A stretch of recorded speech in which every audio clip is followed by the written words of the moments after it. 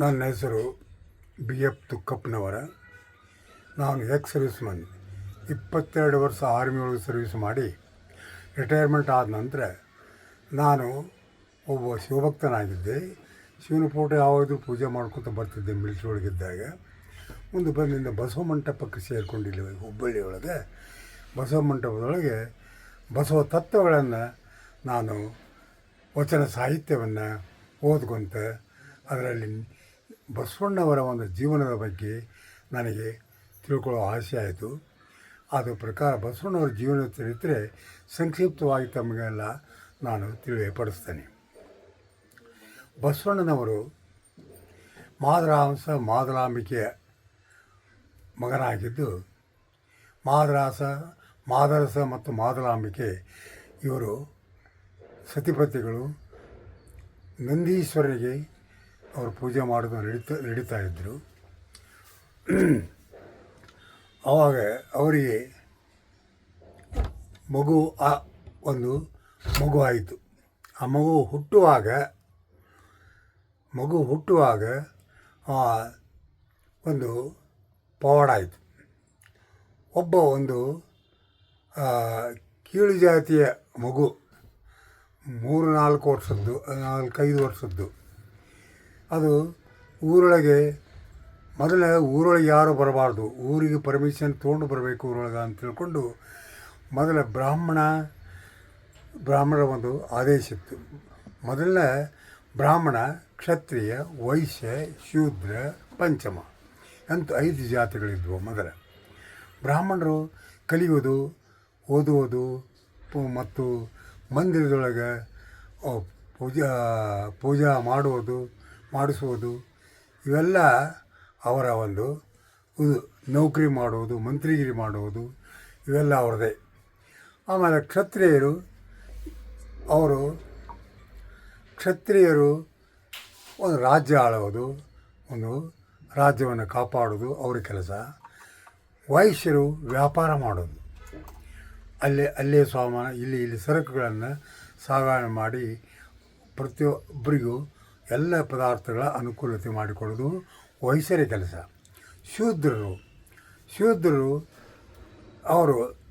ಶೂದ್ರರೊಳಗೆ ಇವೆಲ್ಲ ಒಕ್ಕಲಿಗೆ, ಕಮ್ಮಾರ, ಕುಮ್ಮಾರ, ನೇಕಾರ ಇವೆಲ್ಲ ಉಳಿದೆಲ್ಲ ಜಾತಿಗಳೆಲ್ಲ ಶೂದ್ರೊಳಗೆ ಹಾಕಿದ್ದರು. ಪಂಚಮರು ಅಂದರೆ ಇದಕ್ಕೂ ಹೆಚ್ಚಿದ ಹೊಲೆಯರು ಅಂಥೇಳಿ ನಾವೇನು ಕರಿತಿದ್ವಿ. ಹೊಲೆಯರು ಮತ್ತು ಇವರು ಜಯಾಡ್ರು ಇವರೆಲ್ಲ ಒಂದು ಪಂಚಮದೊಳಗಿದ್ದರು. ಬ್ರಾಹ್ಮಣರೇನು ತಾವು ರಾಜ್ಯ ಮಂತ್ರಿಗಿರಿ ಮಾಡೋದು, ಅವ್ರದ್ದೇ ಒಂದು ಕಾನೂನು. ಅವರೇನು ಹೇಳ್ತಾರೆ ಅದನ್ನೇ ಕೇಳಬೇಕು. ಮಂತ್ರಿಗಿರಿನ ಅವರೇ ಮಾಡೋದು, ಎಲ್ಲ ಅವರೇ ಮಾಡೋದು. ಮತ್ತು ಒಂದು ಪ್ರತಿಯೊಂದು ಮಂದಿರದೊಳಗೂ ಅವರೇ ಅರ್ಚಕರಾಗಿ ಮತ್ತು ಅವರು ಜನರಿಗೆ ಯಾವ ಪೂಜಾ ಮಾಡಬೇಕು ಬಯಸ್ತಿದ್ರು ಅವರಿಗೆ ಈ ಪೂಜೆ ಇಷ್ಟು ರೊಕ್ಕ, ಈ ಪೂಜೆ ಇಷ್ಟು ರೊಕ್ಕ ಅಂತ ಹೇಳ್ಕೊಂಡು ಕೆಲವೊಂದು ಕಂಡೀಷನ್ ಮೇಲೆ ಜನರ ಸುಲಿಗೆ ಮಾಡ್ತಿದ್ರು. ಅವರು ಜನರ ಸುಲಿಗೆಯಿಂದ ಜನರಿಗೂ ಭಾಳ ಇದು ಆಗಿತ್ತು. ಅಂಥ ಟೈಮ್ನೊಳಗೆ ಒಬ್ಬ ಮಗು ಒಂದು ಆವಾಗಿನ ಪರಿಸ್ಥಿತಿ ಆಗಿದ್ದಾಗ ಒಂದು ಮಗು 4-5 ವರ್ಷದ್ದು ಒಂದು ಊರೊಳಗೆ ಯಾವ್ದು ಪರ್ಮಿಷನ್ ಇಲ್ಲದೆ ಹೋಗ್ತು. ಮತ್ತು ಅವ್ರದ್ದು ಏನು ಆರ್ಡ್ರ್, ಊರೊಳಗೆ ಬರಬೇಕಾದ್ರೆ ಮುಂದೆ ಸೊಟ್ಟೆ ಕಟ್ಕೋಬೇಕು, ಹಿಂದೆ ಬರಲು ಕಟ್ಕೋಬೇಕು. ಸೊಟ್ಟು ಉಗುಳ್ಬೇಕಾದ್ರೆ ನೆಲದ ಮೇಲೆ ಉಗುಳೋಂಗಿಲ್ಲ, ಅದು ಅಪವಿತ್ರ ಆಕತಿ. ಅದಕ್ಕೆ ಸೊಟ್ಟೆ ಉಗುಳಬೇಕು. ಅವ್ರ ಹೆಜ್ಜೆ ಮೂಡಬಾರ್ದು, ಅಪವಿತ್ರ ಆಕತಿ ಅಂತ ತಿಳ್ಕೊಳ್ಳೋದು. ಹೆಜ್ಜೆನ ಅಳಿಸ್ಲಿಕ್ಕೆ ಹಿಂದೆ ಬರಲು ಕಟ್ಕೊಂಬರ್ಬೇಕು. ಈ ಒಂದು ಪರಿಸ್ಥಿತಿ ಒಳಗೆ ಇದ್ದಾಗ ಆ ಮಗು ಏನೈತಲ್ಲ ಊರೊಳಗೆ ಅದೇನು ಗುರುತಿಲ್ಲ ತಾನ ಹೋಗ್ತೈತಿ. ಅಲ್ಲೇ ಬ್ರಾಹ್ಮಣರು ವೇದಗಳನ್ನು ಓದ್ತಾ ಇರ್ತಾರೆ. ಎಲ್ಲ ಅಹಂ ಆವಾಂ ವಯಂ ಮಾ ಆವಾಂ ನಾವು ಅಸ್ಮಾನಃ ಮಯ ಆವಾಭ್ಯಾಮ್ ಅಸ್ಮಾಭಿ. ಹಿಂಗೆ 4-8 ಬ್ರಾಹ್ಮಣರು ಕೂಡಿ ಅದರ ಓದುವಾಗ ಭಾಳ ಇಂಪಾಗಿ, ಭಾಳ ಸುಂದರವಾಗಿ ಅದು ಕೇಳಿಸ್ತಾ ಇರ್ತದೆ. ಆ ಒಂದು ಇಂಪಿಗೆಯಾಗಿ ಆ ಹುಡುಗ ಕೇಳ್ಕೊತ ಅವ್ರ ಮನೆ ಮುಂದೆ ನಿಂತು ಹೇಳಕತ್ತದು. ಅದ್ರಾಗ ಒಬ್ಬ ಎದ್ದು ನಿಂತು ನೋಡ್ತಾನೆ, ಹುಡುಗ ಅದು ಕೀಳು ಜಾತಿ ಹುಡುಗ, ನಾವು ಮಾಡಿದ್ದೆಲ್ಲ ಪೂಜೆ ವ್ಯರ್ಥ ಆಯ್ತು ಹಾಗೆ ಹೀಗೆ ಅಂಥೇಳಿ ಭಾಳ ಒಂದು ತ್ರಾಸು ಬಿಟ್ಕೊಂಡು ಎಲ್ಲರನ್ನೂ ಇದು ಮಾಡ್ತಾನೆ. ಈ ಹುಡುಗನ ಕೊಲ್ರಿ, ಈ ಹುಡುಗನ ಕೈ ಕತ್ತರಿಸಿ, ಹುಡುಗನ ಕಣ್ಣು ಕೀಳ್ರಿ, ಹೀಗೆ 28 ಬ್ರಾಹ್ಮಣರು ಒಬ್ಬೊಬ್ಬರು ಒಂದೊಂದು ಥರ ಪನಿಷ್ಮೆಂಟ್ ಕೊಡ್ರಿ ಅವಾಗ ಅಂತ ತಿಳ್ಕೊಂಡು ಅವ್ರು ಹೇಳಿಕತ್ತಿದ್ರು. ಅವನ ಹಿಡ್ಕೊಂಡು ಬಂದು ಮುಂದೆ ಜಾತಿ ಇವರು ಮಾದರಸ ಅವ್ರಿಗೆ ಒಪ್ಪಿಸಿದರು. ಆವಾಗಿನ ಕಾಲಕ್ಕೆ ಬ್ರಾಹ್ಮಣರ 4-5 ಹಳ್ಳಿಗೆ ಅವರು ನ್ಯಾಯಾಧೀಶರಾಗಿರ್ತಿದ್ರು. ಅವ್ರು ಹೇಳಿದಂಗೆ ಆಡಳಿತ ಮಾಡ್ತಿದ್ರು. ಎಲ್ಲ ಕಡೆಗೆ ಅವ್ರು ಹೇಳಿದಂಗೆ ಅವ್ರು ಕೇಳಬೇಕಾಗಿತ್ತು. ಈ ಪ್ರಕಾರ ಇದ್ದ ಮಾದರಸ ಇದ್ದರು. ಮಾದರಸ ಅಂತಂದ್ರೆ ಮಾದರಸ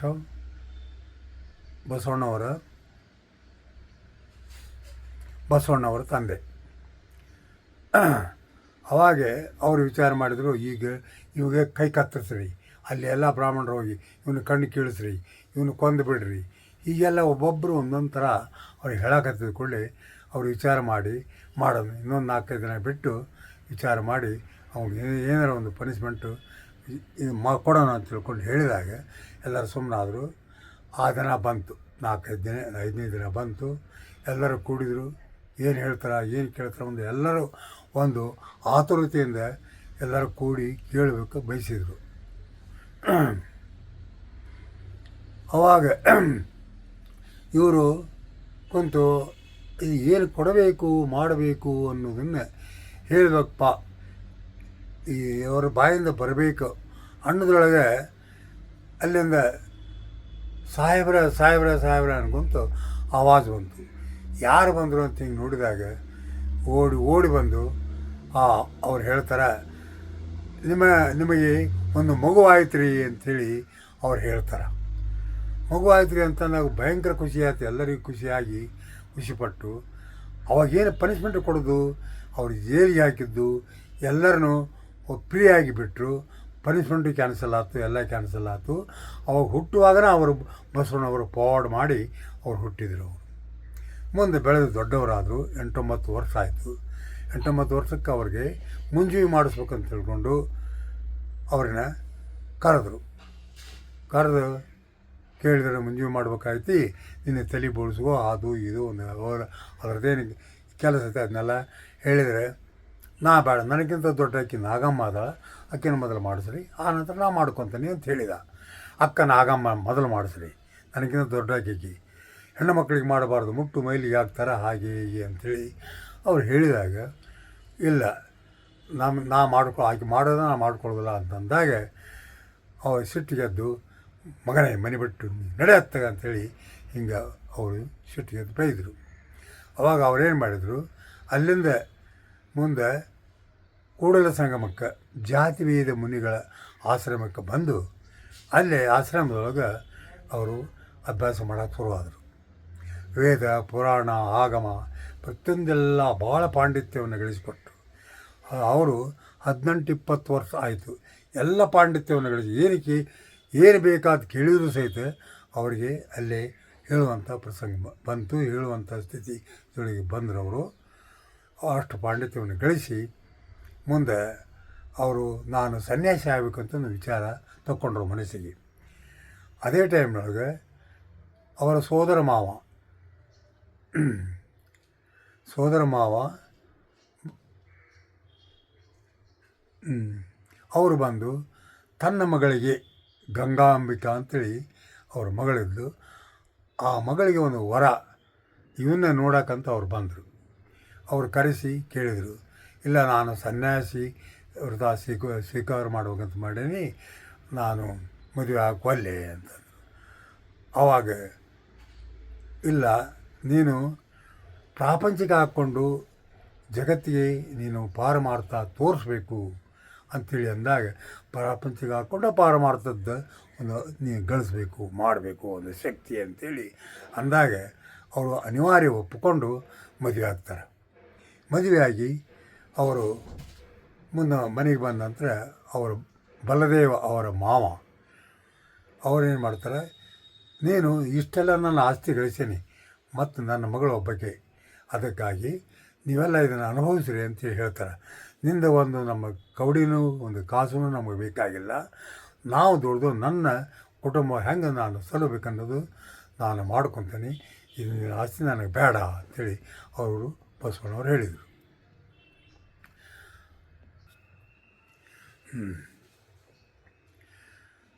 ಅವರು ನಿಮ್ಮ ಒಂದು ಕಾಸು ನಮಗೆ ಬೇಕಾಗಿಲ್ಲ ಅಂತ ಅಂದಾಗ ಅವರಿಗೆ ಸುಂಕದ ಕಾರ್ಕುನಿಕೆ ಕೆಲಸ ಕೊಡ್ತಾರೆ ಅವರಿಗೆ. ಆ ಕಾರ್ಕುನಿಕೆಗೆ ಬಸವಣ್ಣವರು ಕಾರ್ಕುನಿಕೆ ಕೆಲಸ ಮಾಡ್ತಾ ಮಾಡ್ತಾ ಮಾಡ್ತಾ ಅವರು ಅಲ್ಲೇ ಸಾಕಷ್ಟು ಒಂದು ಪ್ರಾಮಾಣಿಕತೆಯಿಂದ ದುಡ್ಡು ಸಂಗ್ರಹ ಆಗಿ ಬಿಜ್ಜಳ ಖಜಾನೆ ಅದು ತುಂಬಲಿಕ್ಕೆ ಹತ್ತದೆ. ಅವರೆಲ್ಲ ಟ್ಯಾಕ್ಸ್ ಪ್ರತಿಯೊಬ್ಬರಿಗೂ ಪ್ರಾಮಾಣಿಕತೆಯಿಂದ ಕೆಲಸ ಮಾಡಿದ ನಂತರ ಅದೆಲ್ಲ ತುಂಬಿದ ನಂತರ ಅವರಿಗೆ ಭಯಂಕರ ಒಂದು ಬಿಜ್ಜಳು ಭಾಳ ಖುಷಿ ಆಗ್ತಾ ಇರ್ತೈತಿ. ಒಮ್ಮೆ ಬಿಜ್ಜಳ ದರ್ಬಾರ್ ನಡೆದಿತ್ತು. ದರ್ಬಾರ್ ಅಂದ್ರೆ ದೊಡ್ಡ ಮೀಟಿಂಗು, ಎಲ್ಲ ಪ್ರಜೆಗಳು ಎಲ್ಲ ಕೂಡಿ ಒಂದು ಮೀಟಿಂಗ್ ಮಾಡ್ತಾರೆ. ಬಿಜ್ಜಳ ರಾಜನ ದರ್ಬಾರ ನಡೆದಿರ್ತೈತಿ. ಆ ನಡೆದಾಗ ಬಸವಣ್ಣನವರು ಏನು ದರ್ಬಾರಕ್ಕೆ ಹಾಜರಾಗಿರ್ತಾರೆ. ಆವಾಗ ಒಂದು ತಾಮ್ರಪಟ ಮೇಲಿಂದ ಕೆಳಗೆ ಬೀಳ್ತೈತಿ. ಆ ಪಟದೊಳಗೆ ಆ ಪಟ ನೋಡಿದರೆ ಅದು ಏನೇನೋ ಬರೆದಿತ್ತು. ತನ್ನ ಪಂಡಿತರಿಗೆ ಎಲ್ಲ ಕೊಟ್ಟು ನೋಡಿದರೆ ಯಾರಿಗೂ ಓದಲಿಕ್ಕೆ ಬರಲಿಲ್ಲ. 8-9 ಜನ ಪಂಡಿತರಿದ್ದರು. ಅವ್ರಿಗೆ ಯಾರಿಗೂ ಓದಲಿಕ್ಕೆ ಬರೋದಕ್ಕೆ ಮತ್ತೆ ಯಾರಾದಾರ ಓದುವರು. ಬಸವಣ್ಣವ್ರು ಭಾಳ ಒಂದು ಕಲಿತವ್ರು ಅದಾರ, ಅವ್ರನ್ನ ಕರೆಸ್ರಿ. ಅವಾಗ ಕರೆದು ಅವ್ರ ಕೈ ಕೊಟ್ಟರೆ ಅವರು ಓದಿ ಹೇಳಿದರು. ಬಿಜ್ಜಳನ ಸಿಂಹಾಸನದ ಕೆಳಗೆ ಮುತ್ತು, ರತ್ನ, ವಜ್ರ, ವೈಡೂರ್ಯ ತುಂಬಿದಂಥ ದೊಡ್ಡ ಸಂಪತ್ತು ಈ ಸಿಂಹಾಸನ ಕೆಳಗದ ಅಂತದರ ಬರೆದಿತ್ತು. ಭಯಂಕರ ಖುಷಿಯಾಗಿ ಬಿಜ್ಜಳ ಆ ಒಂದು ಇದು ಕೇಳಿ ಅದನ್ನು ಸಿಂಹಾಸನ ಅಗಿಸಿ ನೋಡಲಾಗಿ ಅದರಾಗೇನು ಬರೆದಿತ್ತು ಅದೆಲ್ಲ ಅವರಿಗೆ ಸಂಪತ್ತು ಸಿಕ್ತು. ಬಿಜ್ಜಳ ಭಯಂಕರ ಖುಷಿಯಾಯಿತು. ಭಾಳ ಅಂದ್ರೆ ಭಾಳ ಖುಷಿಯಾಗಿ ಆ ಬಸವಣ್ಣನವರಿಗೆ ಒಂದು ಹಣಕಾಸು ಮಂತ್ರಿ ಮಾಡಿಟ್ರು. ಅವ್ರನ್ನ ಹಣಕಾಸು ಮಂತ್ರಿ ಮಾಡಿಂದ ಅವರು ಒಂದು ಪ್ರಾಮಾಣಿಕದಿಂದ ಕೆಲಸ ಮಾಡಿದ ನಂತರ ಸಾಕಷ್ಟು ಮತ್ತೆ ಒಳ್ಳೆಯ ರಾಜ್ಯ ಒಂದು ಫೈನಾನ್ಷಿಯಲಿ ಭಾಳ ಒಂದು ಉಚ್ಚ ಸ್ಥಿತಿಗೆ ಏರಿತು. ಮುಂದೆ ಬಿಜ್ಜಳನ ಪ್ರಧಾನಮಂತ್ರಿ ಅಂದರೆ ಮುಖ್ಯಮಂತ್ರಿ ಏನಿದಾರಲ್ಲ ಬಲದೇವ ಅಂದರೆ ಬಸವಣ್ಣನವರ ಮಾವ, ಅವರು ತೀರ್ಕೊಂಡ ನಂತರ ಅದೇ ಜಾಗಕ್ಕೆ ಮುಖ್ಯಮಂತ್ರಿಯಾಗಿ ಬಸವಣ್ಣವರು ಆಯ್ಕೆ ಮಾಡ್ಕೊಂಡು ಕೂಡಲೇ ಅದಕ್ಕೆ ಸೀನಿಯಾರಿಟಿ ಮೇಲೆ ಮಂಚಣ್ಣ ಅಂತಿರ್ತಾರೆ, ಅವ್ರದ್ದು ಇರ್ತೈತಿ. ಅವ್ರಿಗೆ ಆ ಪದವಿ ಸಿಗಲಿಲ್ಲ, ಇವರಿಗೆ ಕೊಟ್ಟಲ್ಲ ಅಂತ ಅವ್ರಿಗೂ ಒಂದು ನಮೂನಿ ಇವನ ಬಗ್ಗೆ ಒಂದು ಸಿಟ್ಟು, ಒಂದು ಇದು ಸಿಟ್ಟು ತೀರ್ಸೋಕೊಂದು ಒಂದು ಭಾವನ ಅವನಲ್ಲಿ ಹುಡ್ತು. ಹೀಗೆ ಮುಂದೆ ಮಾಡ್ತಾ ಬಸವಣ್ಣವ್ರು ಏನು ಮಾಡಿದ್ರಲ್ಲ ಸಾಕಷ್ಟು ಇಂಪ್ರೂವ್ಮೆಂಟ್ ಮಾಡ್ತಾ ಒಂದು ಅನುಭವ ಮಂಟಪ ಸ್ಥಾಪನೆ ಮಾಡಿದರು. ಅನುಭವ ಮಂಟಪ ಪ್ರತಿಯೊಬ್ಬರು ಹೋಗಿ ತಮ್ಮ ಅನುಭವಗಳನ್ನು ಹೇಳೋದು, ಹಂಚಿಕೊಳ್ಳೋದು, ಅವ್ರು ಹೇಳಿದ್ದು ಒಂದು ಕೇಳ್ಕೊತ ಒಂದು ಒಳ್ಳೆಯ ಒಂದು ಸಮಾಜ ಸುಧಾರಣೆ ಸಲುವಾಗಿ ಅದನ್ನು ಮಾಡಿದ್ದಿತ್ತು. ಅವಾಗೆಲ್ಲರ ಸಮಾಜದವರು ಹೋಗಿ ಕೇಳಿ ಎಲ್ಲ ಒಂದು ಇಂಪ್ರೂವ್ಮೆಂಟ್ ಹಾಕ್ಕೊತ ಹೋಯಿತು. ಆವಾಗ ಮುಂದೆ ಬರ್ತಾ ಇವರೇನು ಮಾಡಿದರು, ಅಲ್ಲೇ ಆ ಅನುಭವ ಮಂಟಪದೊಳಗೆ ಶಿವನಿಧಿ ಅಂಥೇಳಿ ಒಂದು ನಿಧಿ ಮಾಡಿದರು ಅವರು. ಶಿವನಿಧಿ ಅಂತಂದರೆ ಬೇಕಾದವರು ತಮ್ಮ ದುಡ್ಕೋಬೇಕು, ಖರ್ಚು ಮಾಡಬೇಕು, ಉಳಿದಿದ್ದನ್ನು ಶಿವನಿಧಿಗೆ ಹಾಕಬೇಕು. ಇಚ್ಛೆ ಇದ್ದವರು ಹಾಕಬೇಕು, ಎಲ್ಲರೂ ಹಾಕಬೇಕಂತಿಲ್ಲ.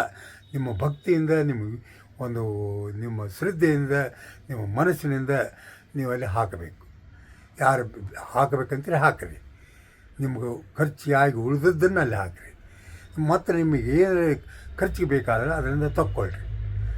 ಅದಕ್ಕೆ ಅವ್ರು ಹೇಳಿದರು, ಹಡೆದೊಡವೆ ವಸ್ತುಗಳ ಕಡಬಡ್ಡಿಯ ಕೊಡಲಾಗದು, ಬಂದರೊಂದು ಲೇಸು ಬಾರದಿದ್ದರೆ 2 ಲೇಸು, ಅಲ್ಲಿದ್ದಳು ಲಿಂಗಕ್ಕೆ ಬೋನ, ಇಲ್ಲಿದ್ದಡೆಯೂ ಲಿಂಗಕ್ಕೆ ಬೋನ, ಲಿಂಗದೊಡೆಯ ಲಿಂಗಕ್ಕೆ ಸಾರಿತ್ತಾಗಿ ಬಂದಿತ್ತೆಂಬ ಪರಿಣಾಮವಿಲ್ಲ, ಬಾರದೆಂಬ ದುಃಖವಿಲ್ಲ. ಇದು ಕಾರಣ ಹಡೆದೊಡೆಯ ವಸ್ತುಗಳ ಮೃಡ ಭಕ್ತರಿಗಲ್ಲದೆ ಕಡಬಡ್ಡಿಯ ಕೊಡಲಾಗದು. ಈ ವಚನದವರು ಹಡೆದೊಡೆಯ ವಸ್ತುಗಳನ್ನು ತಾವು ಗಳಿಸಿದಂಥ ವಸ್ತುವನ್ನು ಕಡ ಬಡ್ಡಿ ಇವನ್ನ ಕೊಡೋಂಗಿಲ್ಲ. ಹೆಚ್ಚಾಗಿದ್ದನ್ನು ಕಡ ಕೊಡೋದು ಮತ್ತು ಹೊಳ್ಳಿ ಇಸ್ಕೊಳ್ಳೋದು ಹಿಂಗೆ ಮಾಡೋಂಗಿಲ್ಲ. ಮತ್ತು ಬಡ್ಡಿನೂ ಬಡ್ಡಿ ಸಾಲ ಕೊಡೋಂಗಿಲ್ಲ. ಕಡ ಬಡ್ಡಿ ಕೊಡೋದಾಗೋದು. ಬಂದರೆ ಒಂದು ಲೇಸು, ಬಾಳದಿದ್ದರೆ 2 ಲೇಸು. ಎಲ್ಲರಲ್ಲಿ ಶಿವಭಕ್ತರಿದ್ದೀರಿ, ಎಲ್ಲ ಶಿವಭಕ್ತರಿದ್ರಲ್ಲ, ಅದು ನಿಮ್ಮ ಹತ್ರ ಇದ್ದರೂ ಆ ಶಿವನಿಗೆ ಅರ್ಪಿತ, ಅವ್ರ ಹತ್ರ ಇದ್ದರೂ ಶಿವನಿಗೆ ಅರ್ಪಿತ. ಅದಕ್ಕಾಗಿ ಲಿಂಗದೊಡವೆ ಲಿಂಗಕ್ಕೆ ಸಾರಿತ್ತಾಗಿ ಬಂದಿತ್ತೆಂಬ ಪರಿಣಾಮವಿಲ್ಲ, ಬಂತಪ್ಪ ಅಂತ ಖುಷಿಯಿಲ್ಲ, ಹೋದಪ್ಪ ಅನ್ನೋ ದುಃಖಿಲ್ಲ. ಅದು ಕಾರಣ ಮೃಡಭಕ್ತರಿಗೆ ದೇವರ ಏನು ಶಿವಭಕ್ತರು ಏನಿದ್ರಲ್ಲ ಇವರಿಗಷ್ಟೇ, ಬಾಕಿದವ್ರಿಗೆ ಸಂಬಂಧಪಡೋದಿಲ್ಲ. ಇದು ಇವರಷ್ಟೇ ಏನಿದ್ರಲ್ಲ ಇವರಿಗೆ ಕಡ ಮತ್ತು ಬಡ್ಡಿ ಕೊಡೋಂಗಿಲ್ಲ ಅಂತ ಅವರು ಹೇಳ್ತಾರೆ. ಅದೇ ಪ್ರಕಾರ ಶಿವನಿಧಿಯಿಂದ ತನಗೆ ಬೇಕಾದ್ದನ್ನು ತೊಗೊಳ್ತಿದ್ರು, ಮತ್ತು ಹಾಕ್ತಿದ್ರು. ಹೆಚ್ಚಿಗೆ ತೊಕ್ಕೊಳ್ಳೋದು ಹಾಕೋದು ತಮ್ಮ ಕೆಲಸ ಎಲ್ಲರದು ನಡೆದೇ ಇತ್ತು. ಆ ಒಂದು ವಿಜೃಂಭಣೆಯಿಂದ ಅನುಭವ ಮಂಟಪ ನಡೀತಾ ಇತ್ತು. ಫೈನಾನ್ಷಿಯಲ್ ಭಯಂಕರ ಸಾಕಷ್ಟು ಇಂಪ್ರೂವ್ಮೆಂಟು ಆಗಿತ್ತು ಅನುಭವ ಮಂಟಪ. ಅದನ್ನು ನೋಡಿ ಇವರು ಬ್ರಾಹ್ಮಣರು ಅವನ ಬಗ್ಗೆ ಇದು ಕಂಪ್ಲೇಂಟ್ ಬಿಜ್ಜಳ ಕೊಟ್ಟು, ಬಿಜ್ಜಳ ಖಜಾನೆ ಬಳಸಿ ಇವ ಅನುಭವ ಮಂಟಪಕ್ಕೆ ಉಪಯೋಗ ಮಾಡ್ಲಿಕ್ಕತ್ತಾನ, ಬಿಜ್ಜಳ ಖಜಾನೆ ಖಾಲಿ ಆಗಕ್ಕತ್ತೈತಿ ಅಂಥೇಳಿ ಬಿಜ್ಜಳ ರಿಪೋರ್ಟ್ ಕೊಡ್ತಾರೆ. ಅವಾಗ ಬಿಜ್ಜಳ ಬಂದಕ್ಕೆ ಅವ್ರನ್ನ ಕರ್ಕೊಂಬಂದು ನೋಡಿದ್ರೆ, ಚೆಕ್ ಮಾಡಿದರೆ ಅಲ್ಲಿ ತುಂಬಿದ ಲೆಕ್ಕಪತ್ರ ಸರಿ ಅದಾವ, ಸಾಕಷ್ಟು ರೊಕ್ಕ ಕೊಡೈತಿ, ಖಜಾನೆ ತುಂಬೈತಿ. ಅದನ್ನು ನೋಡಿ ಅವರಿಗೆ ಛೀಮಾರಿ ಹಾಕಿ ಅವ್ರನ್ನ ಕಳಿಸ್ತಾರೆ. ಬಿಜ್ಜಳ ಹೋಗಿಬಿಡ್ತಾರೆ. ಮುಂದೆ ಅದೇ ಪ್ರಕಾರ ಅನುಭವ ಮಂಟಪ ನಡೀತಾ ಇದ್ದಾಗೆ ಒಮ್ಮೆ ಅವರಿಗೆ ಪರಮಾತ್ಮನ ಸಾಕ್ಷಾತ್ಕಾರ ಆಕತಿ. ಅವರು ಪ್ರೇಯರು ಪ್ರಾರ್ಥನಾ ಎಲ್ಲ ಪದ್ಧತಿ ಪ್ರಕಾರ ಮಾಡ್ತಾಯಿದ್ರು ತಪ್ಪದೆ. ಅವಾಗ ಅವರು ಶಿವನ ಸಾಕ್ಷಾತ್ಕಾರ ಆಗಿ, ಅವಾಗ ಶಿವ ಅಂತಂದರೆ ಪರಮಾತ್ಮ ನಿರಾಕಾರ, ನಿರ್ಗುಣ, ನಿರಂಜನ ಇದ್ದಾನೆ. ಅವನು ಯಾವ ಆಕಾರನೂ ಇಲ್ಲ, ಯಾವ ಗುಣನೂ ಇಲ್ಲ, ಏನಿಲ್ಲ, ನಿರಾಕಾರ ಅದಾನ. ಅವನು ಜಗತ್ತಿಗೆಲ್ಲ ತುಂಬಿಕೊಂಡಿದ್ದಾನ ಅಂಥೇಳಿ ಅವಾಗ ಅವರಿಗೆ ಒಂದು ಪರಮಾತ್ಮನ ಸಾಕ್ಷಾತ್ಕಾರ ಆದ ನಂತರ ಅವ್ರು ಅವರ ಒಂದು ಇದನ್ನ ಇವನ್ನ ಹೆಂಗೆ ಪೂಜೆ ಮಾಡೋದು. ಈಗ ಮೂರ್ತಿ ಪೂಜೆ ಮಾಡ್ತಿರ್ತಾರೆ, ಶಿವ ಬ್ರಹ್ಮ ವಿಷ್ಣು ಮಹೇಶ್ವರ ಮೂರ್ತಿ ಪೂಜೆ ಮಾಡ್ತಿರ್ತಾರೆ. ಆದರೆ ಅವನ ಮೂರ್ತಿನೇ ಇಲ್ಲ, ಅವನು ಯಾವ ನಿರಾಕಾರ ಅದಾನ, ನಿರಂಜನ, ಯಾರಿಗೆ ಕಾಣ್ದಂಗೆ ಅದಾನ. ಅದಕ್ಕಾಗಿ ಅವನ್ನ ಹೆಂಗೆ ಪೂಜೆ ಮಾಡೋದು. ಅವಾಗ ಅವರು ಒಂದು ವಚನ, ಎತ್ತೆತ್ತ ನೋಡಿದರೆ ತತ್ತ ನೀನೇ ದೇವ, ಸಕಲ ವಿಸ್ತಾರದ ರೂಹು ನೀನೇ ದೇವ, ವಿಶ್ವತೋ ಚಕ್ಷು ನೀನೇ ದೇವ, ವಿಶ್ವತೋ ಬಾಹು ನೀನೇ ದೇವ, ವಿಶ್ವತೋ ಪಾದ ನೀನೇ ದೇವ, ವಿಶ್ವತೋ ಮುಖ ನೀನೇ ದೇವ, ಕೂಡಲ ಸಂಗಮ ದೇವ ಅಂತ ಒಂದು ವಚನ. ಅದಂದರೆ ಎತ್ತೆತ್ತ ನೋಡಿದರೆ ತತ್ತ ನೀನೇ ದೇವ, ನೀ ಏನು ಕಣ್ಣಿಗೆ ಕಾಣಿಸ್ತತಿ ಅದೆಲ್ಲ ನೀನಪ್ಪ, ನೀನು ತುಂಬ್ಕೊಂಡು. ಗಿಡ ಮರ ಬಳ್ಳಿ ಪ್ರಾಣ ಪಶು ಪಕ್ಷಿ ಪ್ರತಿಯೊಂದರಲ್ಲಿ ಪರಮಾತ್ಮ ತುಂಬಿದ್ದಾನೆ. ಅದಕ್ಕೆ ನಿರಾಕಾರ ಅದಾನ. ಗಿಡ ಮರ ಬಳ್ಳಿ ಕಾಣಿಸ್ತವ, ಅದರೊಳಗೂ ದೇವರಿದ್ದಾನ. ಎತ್ತೆತ್ತ ನೋಡಿದರೆ ತತ್ತ ನೀನೇ ದೇವ, ಸಕಲ ವಿಸ್ತಾರದ ರೂಪ ನೀನೇ ದೇವ, ವಿಶ್ವತೋ ಚಕ್ಷು ನೀನೇ ದೇವ, ವಿಶ್ವನಾಥನ ಕಣ್ಣು, ವಿಶ್ವನಾಥನ ಕೈ, ವಿಶ್ವನಾಥನ ಮುಖ, ವಿಶ್ವನಾಥನ ಪಾದ. ಅಂದರೆ ಅವ ಇಲ್ಲಿ ಇಂಗ್ಲೆಂಡ್ದಾಗೂ ಅದಾನ, ಭಾರತದೊಳಗೂ ಅದಾನ, ಅಮೇರಿಕಾದಾಗೂ ಅದಾನ, ಎಲ್ಲ ಕಡೆಗೂ ಅದಾನ. ಅಂದ್ರೇನು, ನಾವು ಇಲ್ಲಿಂದ ಹೋಗ್ಬೇಕಾದ್ರೆ, ಇಂಗ್ಲೆಂಡಿಗೆ ಹೋಗ್ಬೇಕಾದ್ರೆ ವಿಮಾನ ಹೋಗ್ಬೇಕಾಗತ್ತೆ. ಆದರೆ ಅವ ಅಲ್ಲಿ ಭಕ್ತರಿಗೂ ಅವ ಪ್ರತ್ಯಕ್ಷ ಆಗ್ತಾನೆ, ಇಲ್ಲಿ ಭಕ್ತರಿಗೂ ಅನುಭವಕ್ಕೆ ಬರ್ತಾನೆ. ಅಂದರೆ ಅದರ ಅರ್ಥ, ಇಲ್ಲಿಂದ ಅಲ್ಲಿ ನಾವು ಹೋಗ್ತೀವಿ, ಅವು ಯಾವ ನಡಿಗೆನೂ ಇಲ್ಲ, ಏನಿಲ್ಲ. ವಿಶ್ವನಾಥನ ಕಾಲು, ಅವನು ವಿಶ್ವನಾಥನ ಪಾದ, ವಿಶ್ವನಾಥನ ಕೈ, ಶಕ್ತಿ ಕೈ, ಪ್ರತಿಯೊಂದು ಶಕ್ತಿ ಅವಂದೇ. ಹೀಗಿರುವಾಗ ವಿಶ್ವತೋ ಮುಖ, ಅವ ಎಲ್ಲ ಕಡೆ ಎಲ್ಲನ ನೋಡ್ತಾನವ. ಪ್ರತಿಯೊಂದು ಎಲ್ಲ ಒಂದೇ ಟೈಮ್ಗೆ ಎಲ್ಲರನ್ನೂ ನೋಡೋದು, ಎಲ್ಲ ಕಡೆ ಹೋಗೋದು ಮುಗೋದು. ಇದರ ಅರ್ಥ, ಈ ವಚನದ ಅರ್ಥ ಇದೆ. ಅಯ್ಯ ಎತ್ತೆತ್ತ ನೋಡಿದರೆ ತತ್ತ ನೀನೇ ದೇವ, ಸಕಲ ವಿಸ್ತಾರದ ರೂಹು ನೀನೇ ದೇವ. ನಮಗೇನು ಕಣ್ಣಿಗೆ ಕಾಣಿಸ್ತತಿ ಅದೆಲ್ಲ ನೀನಪ್ಪ.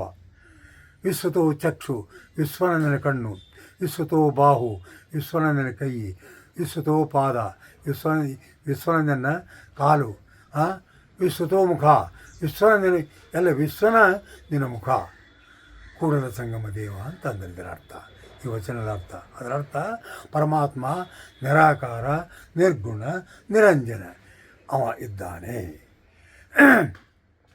ಅದಕ್ಕೆ ಅವ್ರು ಏನು ಮಾಡಿದ್ರು, ಅಯ್ಯ ನೀನು ಜಗದಗಲ, ನೀನು ಜಗತ್ತೆಷ್ಟು ದೊಡ್ಡದೇ ದೊಡ್ಡೊಬ್ಬ, ಅಯ್ಯ ನೀನು ಮುಗಿಲಗಲ, ಅಯ್ಯ ನೀನು ಮಿಗೆಯಗಲ, ಪಾತಾಳದಿಂದ ಅತ್ತತ್ತ ನಿಮ್ಮ ಶ್ರೀಚರಣ, ಬ್ರಹ್ಮಾಂಡದಿಂದ ಅತ್ತತ್ತ ನಿಮ್ಮ ಶ್ರೀಮುಕುಟ, ಅಗಮ್ಯ ಅಗೋಚರ ಅಪ್ರತಿಮ ಲಿಂಗ ತಂದೆ ಎನ್ನ ಕರಸ್ಥಲಕ್ಕೆ ಬಂದು ಚುಳುಕಾದಿರಯ್ಯ ಅಂತ ಅವರೇನು ಮಾಡಿದ್ರು, ವಿಶ್ವದಾಕಾರವಾಗಿ ಒಂದು ಲಿಂಗು ಅವರು ಕಂತಿಯಿಂದ ತಯಾರು ಮಾಡ್ತಾರೆ.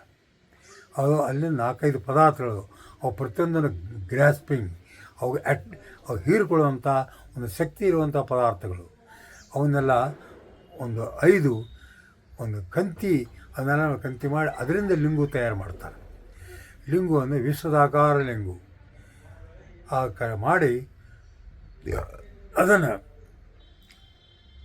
ಅವರು ಇದನ್ನು ಯಾರು ಸ್ವೀಕಾರ ಮಾಡ್ತೀರಿ, ಇವ ನಿಮ್ಮ ದೇವರು, ಇವನು ಪೂಜೆ ಮಾಡಬೇಕು, ಇವನು ಯಾರು ಸ್ವೀಕಾರ ಮಾಡ್ತೀರಿ ಮುಂದೆ ಬರ್ರಿ ಅಂದಾಗ, ಈಗ ಬ್ರಾಹ್ಮಣ, ಕ್ಷತ್ರಿಯ, ವೈಶ್ಯ, ಶೂದ್ರರೊಳಗೆ ಒಕ್ಕಲಿಗರು, ಬಡಿಗರು, ಕಮ್ಮಾರು, ಕುಮ್ಮಾರು ಏನು ದುಡಿಯುವಂಥ ವರ್ಗೆಲ್ಲ ಶೂದ್ರೊಳಗದ.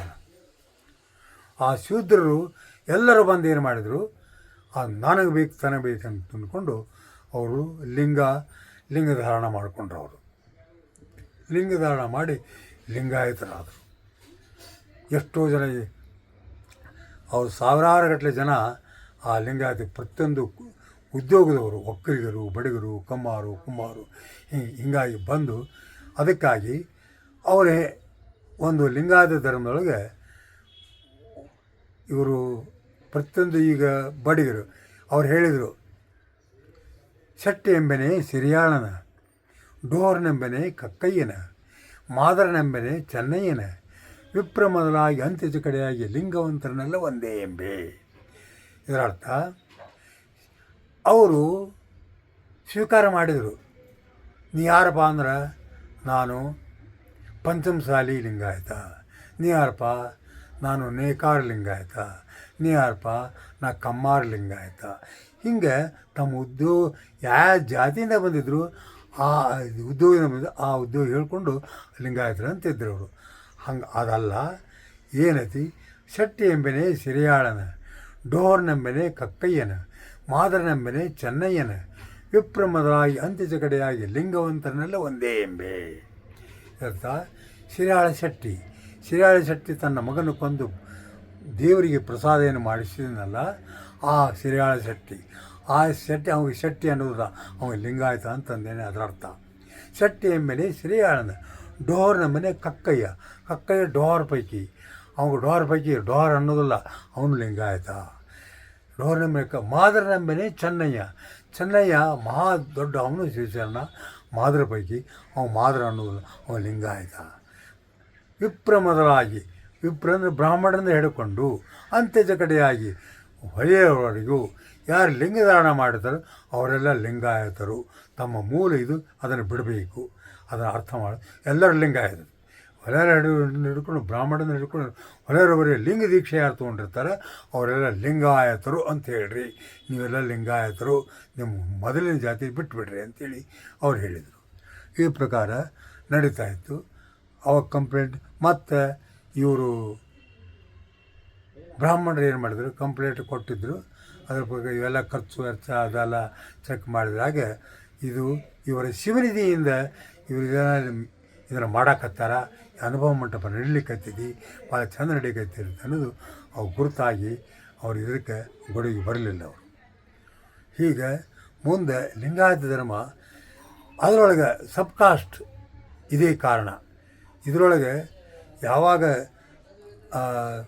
ಬ್ರಾಹ್ಮಣ, ಕ್ಷತ್ರಿಯ, ವೈಶ್ಯ, ಶೂದ್ರೊಳಗೆ ಈ ಜಾತಿ ಇವೆಲ್ಲ ಬಂದು ಅವು ತೊಗೊಂಡ ನಂತರ ಈ ಬ್ರಾಹ್ಮಣರದ ಒಂದು ಕೆಲಸ, ಇನ್ಕಮ್ಮು ಕಡಿಮೆ ಆಗಿಬಿಡ್ತು. ಯಾಕೆ, ಲಿಂಗಧಾರಣ ಮಾಡ್ಕೊಂಡು ತಮ್ಮ ಮೇಲೆ ಲಿಂಗನ ಪೂಜೆ ಮಾಡ್ಕೊಂಡು ಹೊರಟರು, ಬಾಕಿ ಯಾವ ದೇವ್ರನ್ನ ಪೂಜೆ ಮಾಡಲಿಕ್ಕೆ ಹೋಗಲಿಲ್ಲ ಅವರು. ಹೀಗಾಗಿ ಅಲ್ಲಿ ಅರ್ಚಕರು ಇದ್ದಲ್ಲಿ ದೀಕ್ಷಾ ಪಕ್ಷ ಒಂದು ಪೂಜಾ ಪುನಸ್ಕಾರ ಮಾಡಿಸೋದೆಲ್ಲ ಕಡಿಮೆ ಆಗಿಬಿಡ್ತು. ಅವ್ರ ಇನ್ಕಮ್ ಕಡಿಮೆ ಮಾಡಿದರೆ ಅವ್ರು ಏನಾರ ಮಾಡಿ ಇವನ್ನ ಹೆಂಗಾರ ಮಾಡಿ ಇವನ್ನ ಇದು ಮಾಡಬೇಕು ಅಂತ ತಿಳ್ಕೊಂಡು ಅವರೇನು ಮಾಡಿದರು. ಮತ್ತು ಇವರು ಬಸವಣ್ಣನವರು ಮಾದಾರ ಹರಳಯ್ಯ ಮತ್ತು ಇನ್ನೊಂದು ಅದ್ರ ಕತೆ ಮಾದರಸ ಅಂಥೇಳಿ ಬಿಜ್ಜಳನ ಮಂತ್ರಿ ಇದ್ದರು. ಆ ಮಂತ್ರಿ ಒಂದು ಪಲ್ಲಕ್ಕಿ ಮೇಲೆ ಕೂತ್ಕೊಂಡು ಆಫೀಸ್ ಹೊಂಟಿದ್ರು. ಆಫೀಸ್ ಹೊಂಟಾಗ ಇವ ಬಸವಣ್ಣನವರು ಇದು ಈಗ ಅವಾಗ ಒಮ್ಮೆ ಮಾದರಸಲ್ಲ ಹರಳಯ್ಯ ಏನದಲ್ಲ ಅವರು ಮಾದರ ಪೈಕಿ ಅವರು ರಸ್ತೆಯಲ್ಲಿ ಹೋಗುವಾಗ ಬಸವಣ್ಣವರು ಕುದುರೆ ಮೇಲೆ ಕೂತ್ಕೊಂಡು ಬರ್ಲಿಕ್ಕೆ ಹತ್ತಾಗ ಶರಣಾರ್ಥಿ ಅಂಥೇಳಿ ಇವರು ಹರಳಯ್ಯನವರು ಅಂದ್ರೆ ಶರಣಾರ್ಥಿ ಹರಳಯ್ಯನವರ ಅಂದರು. ಶರಣಾರ್ಥಿ ಹರಳಯ್ಯ ಒಂದು ನಂದು ಹೆಚ್ಚಿಗೆ ಆತಲ್ಲ ಅವ್ರದ್ದು, ಇದಕ್ಕೇನು ಮಾಡಬೇಕು ಅಂತ ಹರಳಯ್ಯಗೆ ಭಾಳ ಚಿಂತೆ ಆಯಿತು. ಹರಳಯ್ಯ ಮಾದರ ಪೈಕಿ ಬಸವಣ್ಣನವನಿಗೆ ನನಗೆ ಶರಣಾರ್ಥಿ ಅಂದರು. ನಾ ಶರಣಂತಂದೆ, ಅವರು ಶರಣಾರ್ಥಿ ಅಂದರು. ಒಂದು ಅವ್ರದ್ದು ಹೆಚ್ಚಿಗೆ ಆಯ್ತು. ಏನು ಮಾಡೋದು ಭಾಳ ಚಿಂತೆಯೊಳಗೆ ಮನೆಗೆ ಬರ್ತಾನೆ.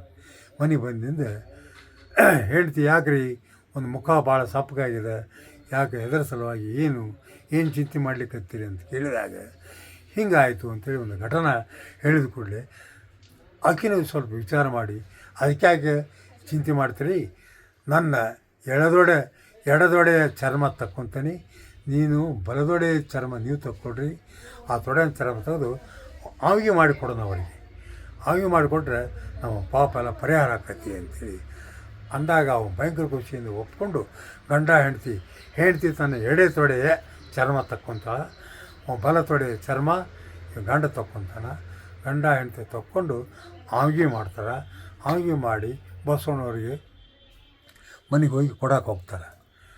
ಆವಾಗ ಕೊಡಕ್ಕೆ ಹೋದಾಗ ಏನು ಆವಿಗೆ ಅಂದರೆ ಚಪ್ಪಲ್, ಆವಿಗೆ ಅಂದರೆ ಚಪ್ಪಲ್, ಅವ್ರ ಮೆಟ್ಟಲುಗಳನ್ನು ಅವ್ರಿಗೆ ಕೊಡ್ಲಿಕ್ಕೆ ಹೋಗ್ತಾರೆ. ಕೊಡ್ಲಿಕ್ಕೆ ಹೋದಾಗ ಬಸವಣ್ಣವರು ಏನು ಎಂತು ಇದ್ದಗತಿ ಹೇಳ್ತಾರೆ. ಅವರು ಅದೇ ಚಪ್ಪಲ್ಲ ತನ್ನ ತಲೆ ಮೇಲೆ ಇಟ್ಕೊಂಡು ಬಸವಣ್ಣವರು ಕುಣಿದಾಡ್ತಾರೆ. ಇದಲ್ಲ, ಇದು ನಾನು ಮೆಟ್ಟುವಂಥದ್ದಲ್ಲ, ಇದು ಬೇಡ, ಇದನ್ನು ಒಯ್ಯಿರಿ ಅಂತ ತಿಳ್ಕೊಂಡು ಹೊಳ್ಳಿ ಕೊಟ್ಟುಬಿಡ್ತಾನೆ ಅವರಿಗೆ. ಆ ಹೊಳ್ಳಿ ಅವನು ತರುವಾಗ ಈ ಮಧುವರ್ಷ ಅಂಥೇಳಿ ಬಿಜ್ಜಳನ ಮಂತ್ರಿ ಅವನಿಗೆ ನೋಡಿ ಹರಳೆಯ ಏನವು ತಲೆ ಮೇಲೆ ತೊಗೊಂಡೋಗವು ಹಿಂಗೆ ನನಗೆ ಕೊಡೋವನ ಅಂತ ಹೇಳಿದೆ. ನಿಮಗೆ ಕೊಡುವಲ್ರಿ, ಬಿಜ್ಜಳಿಗೆ ಅದು ಬಸವಣ್ಣವ್ರು ಕೊಟ್ಟಿದ್ದು, ಬೇಡ ಹಿಂಗೆ ಅಂದರು. ಇಲ್ಲ ನನಗೆ ಬೇಕು ಕೊಡು ಅಂದಾಗೆ ಅನಿವಾರ್ಯ ಪ್ರಸಂಗ ಬಂದು ಕೊಟ್ಟಾಗ ಮೆಟ್ಟಿದ ಕೂಡಲೇ ತಳದಾಗಿಂದ ಹಿಡ್ಕೊಂಡು ತಲೆ ತನಕ ಅವಾಗ ಉರಿಲಿಕ್ಕೆ ಹತ್ತಿ, ದೇಹ ಎಲ್ಲ ಉರಿಯಾಕತ್ತಿ. ಅವಾಗ ಆ ಪಲ್ಲಕ್ಕಿನ ಅವೇನು ಮಾಡಿದ, ತಿರುಗಿ ಮನೆಗೆ ಹೊಳಿಸಿದ. ಮನೆಗೆ ಹೋಗಿ ಮನೆಯೆಲ್ಲ ತನ್ನ ಡ್ರೆಸ್ ಎಲ್ಲ ಕಳೆದು ಎಲ್ಲ ಬರಿ ಮೇಲೆ ಬಚ್ಚಲ್ಲ ಕುಂತ ಬಾತ್ರೂಮ್ನಾಗೆ ನೀರು ಸುರುವುದು ಅಂದ. ನೀರು ಸುರಿದು ತಣ್ಣಗಾಗೋದು, ಮತ್ತು ಉರಿದು, ಮತ್ತು ಅವರು ತಂದು ಸುರಿದು, ಮತ್ತು ಉರಿದು, ಹೀಗೆ 100 ಜನ ಪಾಳೆ ಹಚ್ಚಿ ಕೊಡ ತಂತಂತ ಸುರ್ಲಿಕ್ಕೆ ಹತ್ತಿರ ಅವನು ತಲೆ ಮೇಲೆ ಆ ಕತ್ತಿ. ಅವಾಗೊಬ್ಬ ಒಂದು ಮುದುಕಿ, ಆ ಮುದುಕಿ ಹೋಗೋ ದಾರಿಯೊಳಗೆ ಒಂದು ಕೀರ್ತನೆ ನಡೆದಿತ್ತು. ಕೀರ್ತನ ಕೇಳೋ ಯಾವುದೋ ಒಂದು ಸಂದರ್ಭ ಬಂತು. ಆ ಸಂದರ್ಭ ಕೇಳು ಇಚ್ಛೆ ಆಯಿತು. ನಿಂತ್ಕೊಂಡು ಕೇಳಿಕತ್ತೇಳಕ್ಕೆ. ಆ ಕೇಳುವಾಗ ಅದು ತನ್ನ ಕೂಡ ಬಂದ ಹೆಣ್ಣು ಮಕ್ಕಳು ಏನದಾರಲ್ಲ ಕೊಡ ಹೊತ್ಕೊಂಡು ಬಂದರು. ಅವರು ಬಂದಾಗ ಇಲ್ಲಿ ನನ್ನ ಕೂಡ ಬಂದವರು ಹೋಗಿ ಬಂದ್ರಲ್ಲ ಅದಕ್ಕೊಂಡು ತುಂಬಿಕೊಂಡು ಕೊಡೋಣ, ನಾನು ದೌಡ್ ಹೋಗ್ಬೇಕಂತ ತಿಳ್ಕೊಂಡು ಆಕಿನ ದಡದ ಹೋಗಿ ಆ ಹರಳೆಯ ಚರ್ಮ ಹದ ಮಾಡುವಂಥ ಒಂದು ಡೋಣಿತ್ತು, ಅದರ ನೀರಿದ್ದು, ನೀರು ತುಂಬಿಕೊಂಡು ಗರಕ್ಕಣ ಅವ್ರು ಕೂಡ ಆಕೆ ಹೋಗಿಬಿಟ್ರು. ಬಂದು ಎಲ್ಲರೂ ನೀರು ಹಾಕಿದ್ರು. ಇಕ್ಕಿ ಕೊಡ ಸುರಿದ ಕೂಡಲೇ ಮೈಯೆಲ್ಲ ತಣ್ಣಗಾಗಿಬಿಡ್ತು, ಮುಂದೆ ಉರಿದ ಬಂದಾಗಿಬಿಡ್ತು. ಅವಾಗ ಎಲ್ಲಿ ನೀರು ಅಂತೇಳಿ ಅವ ಯಾರ ಅವನ ಹೆಸರು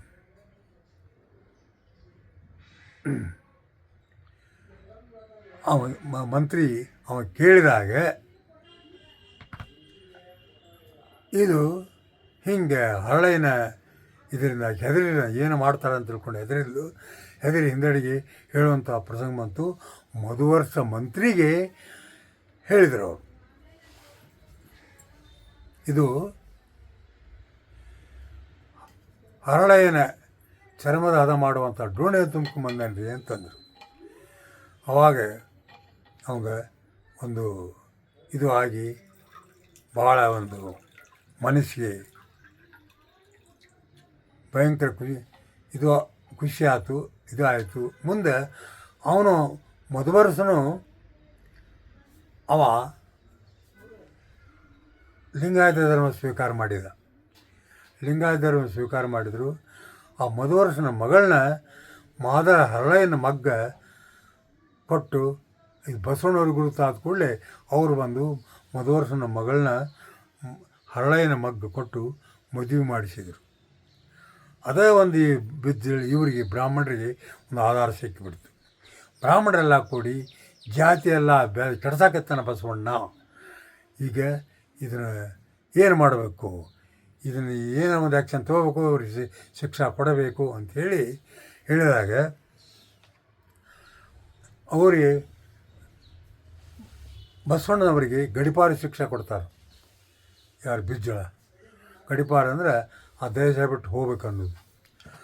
ಅವರಿಗೆ ಗಡಿಪಾರ ಶಿಕ್ಷೆ ಕೊಟ್ಟ ನಂತರ ಎಲ್ಲ ಶರಣರಿಗೆ ಅನುಭವ ಮಂಟಪದ ಎಲ್ಲ ಶರಣರು ಸಾವಿರಾರು ಮಂದಿ ಶರಣರಿಗೆ ಅದು ಆಗೋದಿಲ್ಲ.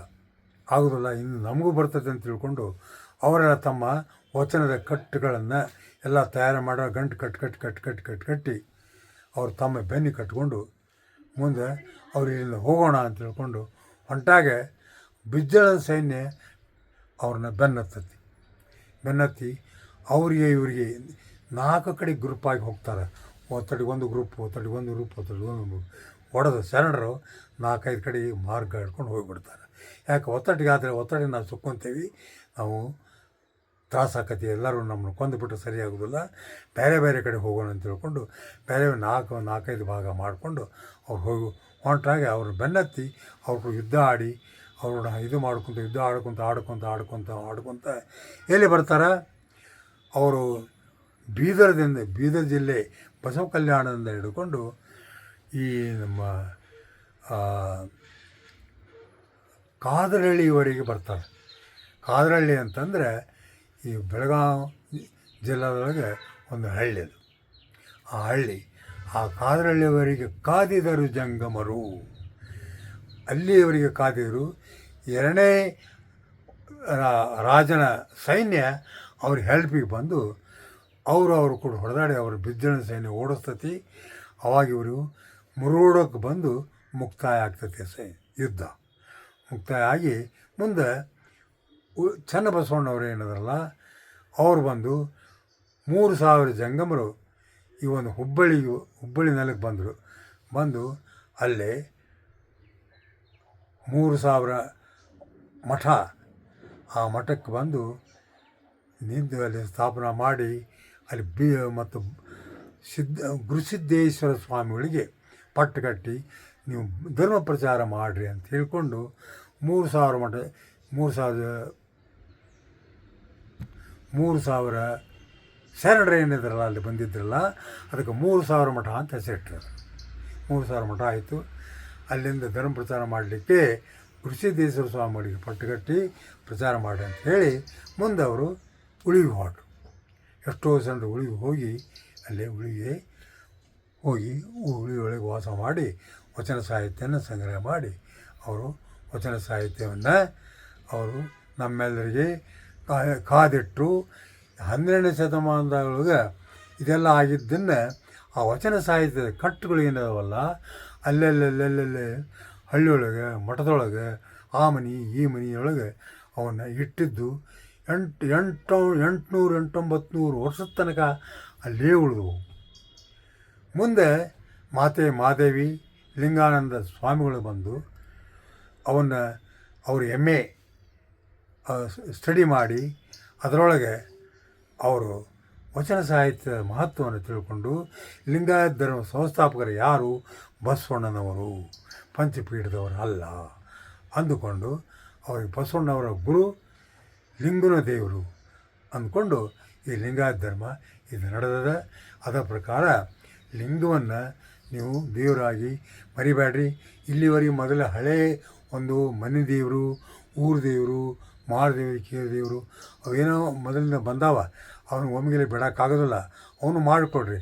ಆದರೆ ನಮ್ಮ ದೇವರು ಲಿಂಗು ಅದನ್ನು ನೀವು ಮೊದಲು ಪೂಜೆ ಮಾಡಿರಿ. ಮೊದಲು ಅವನು ಜಳಕ ಮಾಡಿ ಅವನು ಪೂಜೆ ಮಾಡಿಕೊಂಡು ಮುಂದೆ ಎರಡನೇ ನಿಮ್ಮ ಭಕ್ತಿ ಬೇಕಾದ್ರೆ ಮಾಡಿರಿ, ಸಾಕಾದ್ರೆ ಬಿಡ್ರಿ. ಆದರೆ ಇವನು ಮಾತ್ರ ಮರೆಯೋಕೆ ಹೋಗ್ಬೇಡಿ. ಇವನೇ ನಿನ್ನ ತಂದೆ, ಬಸವಣ್ಣನ ತಾಯಿ, ಲಿಂಗನ ತಂದೆ ಅಂತ ತಿಳ್ಕೊಂಡು ನಡ್ಕೋಬೇಕಂತ ತಿಳ್ಕೊಂಡು ಹೇಳಿ ತಮಗೆಲ್ಲರಿಗೂ ಇದೆಲ್ಲ ಅರ್ಪಿತ ಮಾಡಿ ತಮಗೆಲ್ಲರಿಗೂ ಹೃತ್ಪೂರ್ವಕ ಶರಣು ಶರಣಾರ್ಥಿ ಮಾಡ್ತೀನಿ. ಶರಣು ಶರಣಾರ್ಥಿ.